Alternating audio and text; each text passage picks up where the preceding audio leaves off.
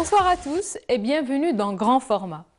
Ce soir, nous parlerons d'histoire et de patrimoine avec un reportage sur la bataille d'El Figuiguera à Ain Salah. Nous irons ensuite à la rencontre des tisseuses Zet Hichem avant d'assister à un spectacle de Fantasia.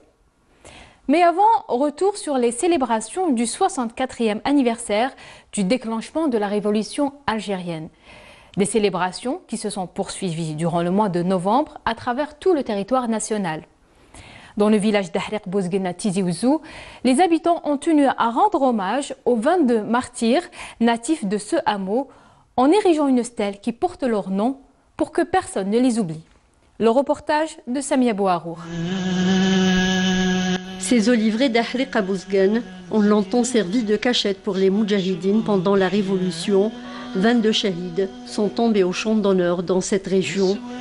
Le cas de cet endroit qui abrite un mémorial érigé en l'honneur des 5 membres du commandant d'F-Iger, le shahid Mohamedou Qassi Bel Abbas, Bachir Belbeid Msila, Rachdi Mohamedou Lounis, Ouazari Dir et Ouaji Abdelkader.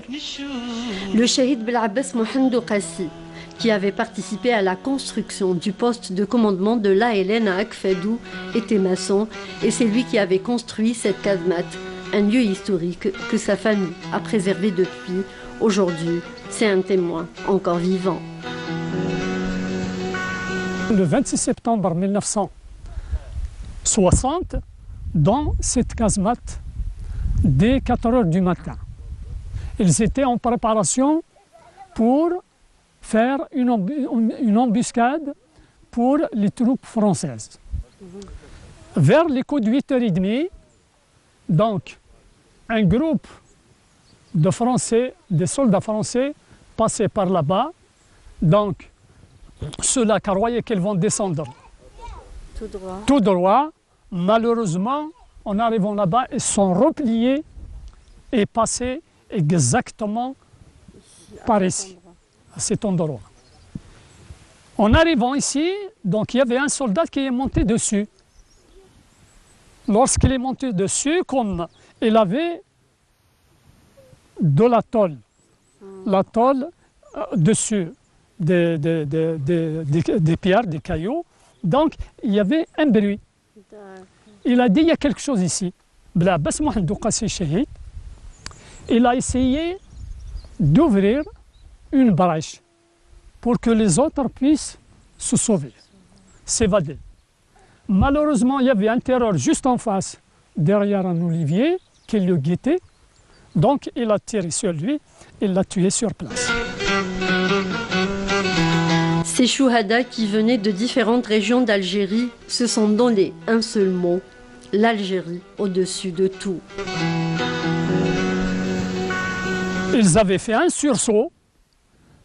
Rachdi Mohamedou Lounis, il a pu s'évader de ce côté-là. Ouazari Dir de ce côté-là.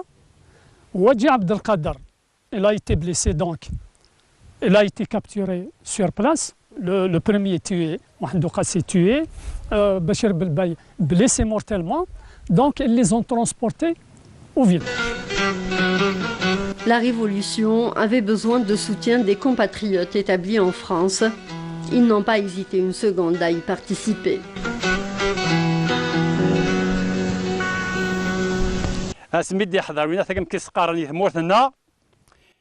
En plus des cotisations et pendant l'opération jumelle, lors de laquelle nous avons essuyé beaucoup de pertes, beaucoup de nos frères de combat y ont laissé la vie, nous avons alors reçu des ordres pour effectuer au moins un attentat tous les 3 mois en France.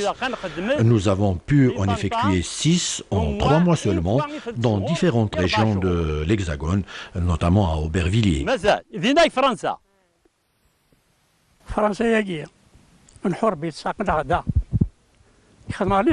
Nous avons combattu la France sur son sol même. Nous nous sommes organisés pour effectuer des attentats. J'ai moi-même participé à plusieurs opérations, dont 2 à Pontin et 2 à Aubervilliers. J'ai été arrêté au mois de mai 1960. J'ai passé 5 mois à la prison de Vincennes. À ma sortie, j'ai dû m'exiler dans le nord de la France, où j'ai quand même continué le combat jusqu'à l'indépendance.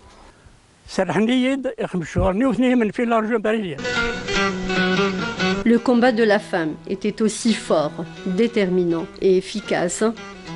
Le cas de cette moudjahida parmi les seuls au village, Saïd Farrouja, issue d'une famille révolutionnaire, ex-condamnée à mort, emprisonnée et torturée jusqu'à l'indépendance.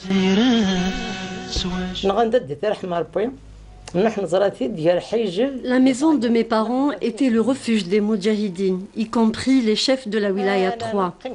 Mon père et mes frères sont tombés au champ d'honneur et après j'étais plus que déterminée à continuer leur combat. J'ai fait la prison d'Azazga, de l'Arba'ana Firathen.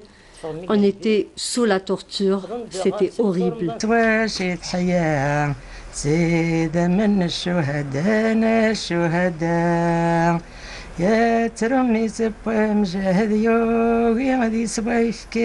Ces terres, arrosées autrefois de sang de nos chouhada, ont fleuri aujourd'hui pour la liberté et la prospérité de l'Algérie.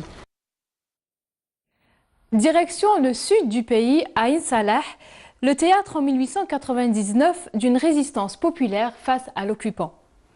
C'est là-bas que des soldats français arrivés dans le sud se sont retrouvés confrontés à des combattants venus défendre leurs terres. 90 de ces combattants sont tombés en martyrs. Leur corps, recouvert de sable, ne fut découvert que bien des années plus tard, comme nous le raconte Siham Kennouch. C'est aux portes de la ville de Ain Salah que la montagne du Lion observe en silence les dalles de béton qui couvrent avec modestie les corps de nos martyrs, ici dans le cimetière de Fguiguera. L'armée coloniale française avait du mal à entrer dans le Tidikilt. Le climat ne s'y apprêtait point. Mais un jour en hiver, cette armée a avancé. Alors de Higgston, les plus forts Méhéris sortent faire face à l'ennemi. Ils ont été anéantis et laissés au vent et au soleil. Le sable les a recouverts. Et puis un jour, un grand vent les révéla aux yeux des enfants de l'indépendance. La bataille de Fguiguera était dirigée par Bajouda Mehdi et Sidi Baba. C'était en 1899. Il y avait un très grand déséquilibre entre les deux camps. L'armée française, avec son capitaine Pain, était beaucoup plus forte. Les gens d'ici avaient des armes traditionnelles. Et du coup, ils sont tous morts. Et après cela, eh bien, Ain Salah était prise. Et l'armée française pénètre pour la première fois à Ain Salah. Et elle s'installe dans le fort de Bajouda. Actuellement, le monument est un musée. Après la chute de la ville de Ain Salah, l'armée française s'est installée ici, dans la Kasbah de Bajouda. C'était un lieu ou un centre de commandement militaire. Il faut savoir que Qsar Bajouda était en fait à l'origine un dépôt pour le blé et les dattes.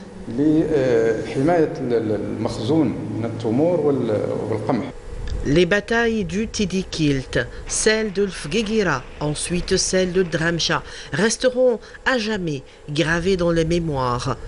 Les deux cimetières témoignent de la résistance menée par les habitants du Tidikilt. Transmettre l'histoire d'un pays passe aussi par le cinéma à travers les films historiques. En Algérie, il y a un village qui attire beaucoup les réalisateurs, c'est le village d'El Allig à Bou Saada. Depuis les années 20, c'est le plateau de tournage de plusieurs longs métrages et de nombreux habitants de la Ligue ont déjà joué des rôles de figurants. Visite guidée avec Naïma Loualish. Aussi bien Bou Saada que le petit village de Al Allig n'ont cessé depuis les années 20 d'attirer les plateaux de tournage nationaux et internationaux. La diversité des paysages, formés de vallons, de dunes et de montagnes pelées, offrait au cinéaste un sublime spectre de lumière et de couleurs. À lui seul, le petit village d'Al Allig, à une quarantaine de kilomètres de Bou Saada, fut le théâtre de plus d'une dizaine de films.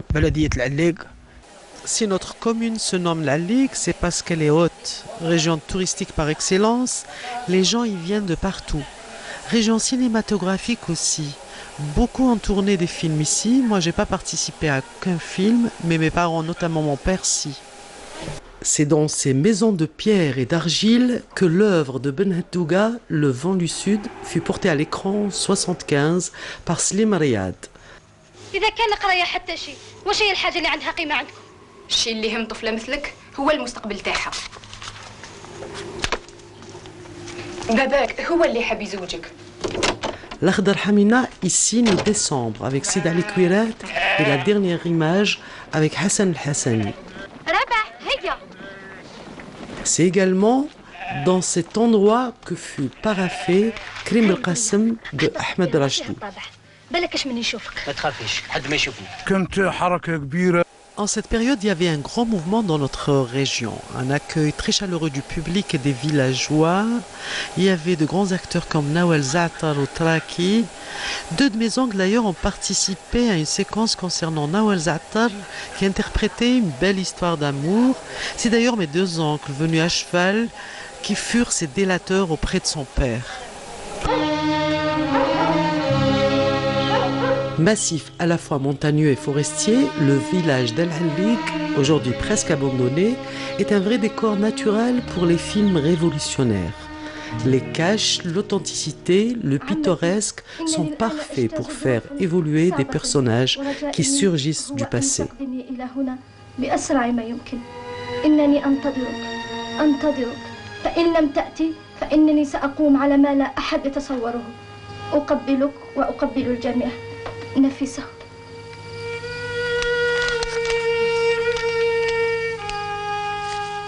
On reste dans le monde du 7e art pour parler d'un métier très important dans le cinéma, c'est celui de chef décorateur.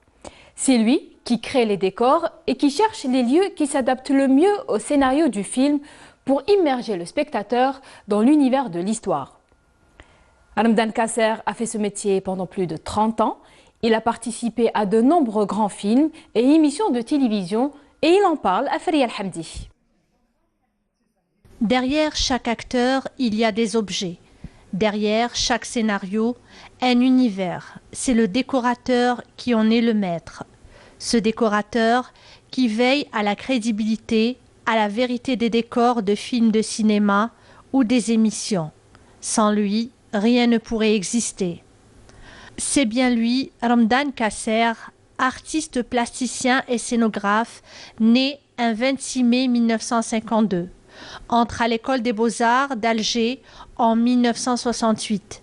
Il va suivre 3 années d'art appliqué et 5 années de Beaux-Arts, où il obtient son diplôme national en juin 1976. J'ai toujours aimé le dessin. Tout jeune d'ailleurs, j'ai décroché tous les prix et les concours de dessin. Tout jeune, hein, tout enfant que j'étais. Et donc ma passion a été toujours poussée à l'avant. Et c'est pour ça que lorsque j'ai vu l'ouverture du concours des Beaux-Arts, je n'ai pas hésité un instant. J'ai passé ce concours pour pouvoir perfectionner ce don. Et ensuite, bon, bien sûr, d'ailleurs, j'ai commencé ma première exposition en 1971, alors que j'avais juste 3 années de Beaux-Arts. Mais vous voyez, tellement la peinture et le dessin étaient quelque chose d'inné et d'aimé en moi. En 1979, il intègre la télévision algérienne comme architecte décorateur, où il réalise les décors de plateaux de studio et de téléfilms. Je vais vous raconter justement ma rencontre avec la télévision, ce côté magique qui s'est passé. Et tout ça grâce à une personne qui malheureusement est décédée, le regretté Hadja Haïm, Dieu ait son âme.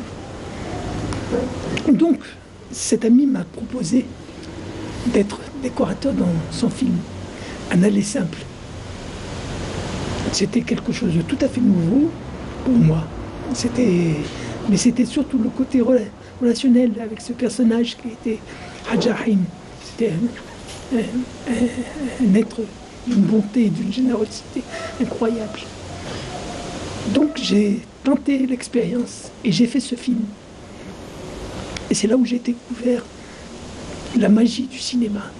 Il signe des décors d'une vingtaine de longs métrages avec les réalisateurs Hadj Rahim, Belkacem Hadjadj, Beya Qasmi, Philippe Faucon, Costa Gavras et bien d'autres. Une fois et demie, j'ai tout de suite entamé d'autres films avec Hadj Rahim, Le Concierge et Selkadji. C'est deux films qui m'ont aussi apporté beaucoup. Et ensuite, bien sûr, j'ai travaillé avec beaucoup d'autres réalisateurs, tels que Djamel Fezzez, Djamel Ben Dedouche, Badri, tous ces anciennes de la télévision. Donc, au cours de mes 35 années de télévision, j'ai eu à réaliser énormément de décors. Par exemple, j'ai fait tous les télétons de Saïd Elmi que la télévision a réalisé. Donc il y avait le premier, je m'en souviens très bien, c'était la reconstruction de l'Irak. Ensuite, il y a eu Diyar Ahmad, les écoles, les inondations de Bab el-Oued. Donc il y en a eu 4. Ensuite, bien sûr, j'ai aussi réalisé, toujours avec le Saïd Elmi, la solidarité, lutte contre le sida. On peut dire qu'il a pleinement réussi dans son métier, qu'il a été loué par tous ceux avec lesquels il a travaillé. Sa mission est bien accomplie, mais son espoir et son rêve est de voir un jour surgir une relève digne de son art pour le perpétuer. Voici un objet de décoration qui habille une pièce et la rend plus chaleureuse, c'est le tapis. En Algérie, il existe un tapis pour chaque région, comme le tapis de Babara Khenchla, le tapis d'Eflou Al-Rouat, le tapis de Ghordaya ou encore celui de Timimoun. Dans le reportage qui va suivre, Friel Hamdi s'est intéressé au tapis d'Et Hichem, un ouvrage tissé par les femmes de l'association qui veille à préserver ce savoir-faire. Reportage. Un village calme et paisible, perché sur une crête à près de 1200 mètres d'altitude. Nous sommes bien au village d'Eit Hichem, la daïra de Ain el-Hammam, au sud-est de la wilaya de Tizi Ouzou. La renommée et la réputation du tapis d'Eit Hichem ont dépassé les frontières du Michelet. Il fait toujours la fierté et la richesse de la culture ancestrale kabyle. Une merveille sortie des mains des fées. Le tapis d'Eit Hichem est un pur plaisir pour les yeux. Un poème pour le regard. Nafrouja nous raconte ses débuts. Cette dame nous a appris qu'elle n'a pu élever ses enfants et fait vivre sa petite famille que grâce au tissage de ses tapis. J'ai commencé à tisser les tapis très jeune. Je le faisais avec ma mère. J'ai même tissé des tapis et des hnabel pour les jeunes mariés. Fatiha et Hakima, deux artisanes reconnues dans leur village pour leurs tapis. Elles nous en parlent. J'ai commencé à tisser à l'âge de 14 ans. Après mon mariage, j'ai continué à tisser. Ici, dans ce village, dans chaque foyer, il y avait au moins une tisseuse. C'est un savoir-faire transmis de génération en génération. Le tissage d'Eit Hichem, tu les connais comme par expérience. Moi, c'est Madame Benaïssa Fatiha. Comme j'étais petite, j'étais à CM. Après, quand j'ai vu les filles dans l'artisanat d'Eit Hichem, à l'époque, qui est un métissage, الله يرحمه, شفت من بعد دخلت التيساج. عندي درت عامين في ستاج تاع التيساج. ابري وليت نخدم زربيات، نخدم كل دوكا شفنا كيفاش نكونوا درنا الزربيات، درنا نشوف برك. ابري اون ا كريي une association Femmes tisseuses d'Eit Hichem, association sauvegarde de la promotion du tapis. J'ai exercé mon métier depuis 1973 à ce jour, même si je suis professeure d'enseignement professionnel dans le domaine. Je fais sortir des générations dans la sauvegarde du patrimoine. Alors, je vais parler un peu, si vous me permettez, sur l'histoire du tapis d'Eit Hichem. Notre école, elle a ouvert ses portes. La construction de cette école-là, on est venu tout à l'heure, elle est construite en 1875. Elle a ouvert ses portes en 1892, gérée par les Français. Les premiers temps, vous savez bien que nous, pendant la guerre, c'est avant la guerre aussi, on est géré par les Français. Pendant le déclenchement de la Révolution, l'école a fermé ses portes un moment. Après, les femmes tisseuses qui sont à l'école, elles exercent la formation, le tissage traditionnel des Tahitiens. Ils tissaient des burnous, des kachabia, des couvertures pour les moudjahidines. Alors, ils ont continué leur activité pendant 7 ans. Cet art représente un moyen d'expression à toutes ces femmes. Chaque symbole est un mot tissé sur un espace bariolé, un texte en couleur, un cri d'espoir de ces femmes, souvent paysannes, qui attendent que leur art soit pris en charge. Et on termine notre magazine par une tradition ancestrale, la fantasia. Une démonstration équestre qui accompagne les grands événements comme les mariages, les naissances ou encore les fêtes religieuses. Sabrina Khalifi nous raconte l'histoire de cette tradition. La fantasia est un grand sport arabe, celui qui réunit à la fois les attraits de l'équitation, de la chasse et de la guerre. Devenue rare à nos jours, la fantasia est un spectacle au cours duquel des cavaliers vêtus de leurs plus beaux atours, menant une charge héroïque, montés sur leurs fidèles destriers, eux-mêmes parés de harnais somptueux et de décorations multicolores. Accompagnés de l'odeur de poudre que répandent des moukhlas, ces longs fusils incrustés de pierreries qu'on tire vers le ciel.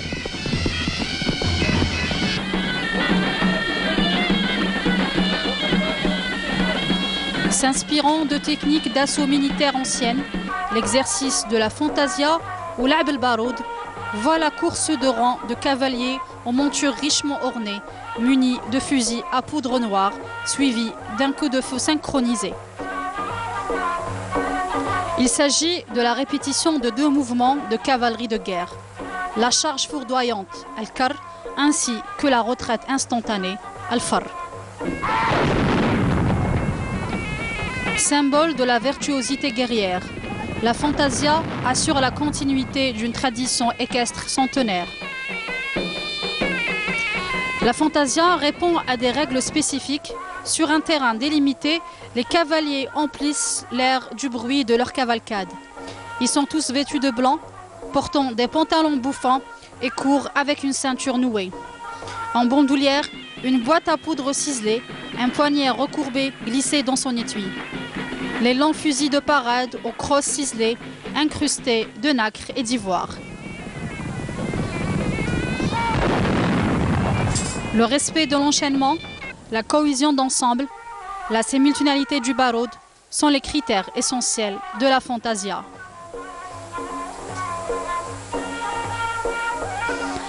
L'art de la fantasia chante la gloire des cavaliers et des chevaux. Ce jeu collectif obéit à des règles strictes. Le groupe de cavaliers se présente au pas à l'extrémité du parcours et présente les chevaux. Le chef de groupe lance alors le cri de départ. Les cavaliers réagissent en lançant leurs chevaux au galop, en maintenant un strict alignement sur environ 50 mètres. Au deuxième cri d'armes, les cavaliers se lèvent au coude à coude, en tenant les fusils en joue. C'est la plus belle phase du spectacle.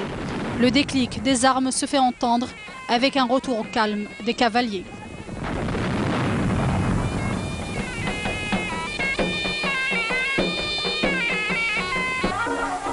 Aujourd'hui, la fantasia est mise en valeur dans les manifestations culturelles et au profit du tourisme.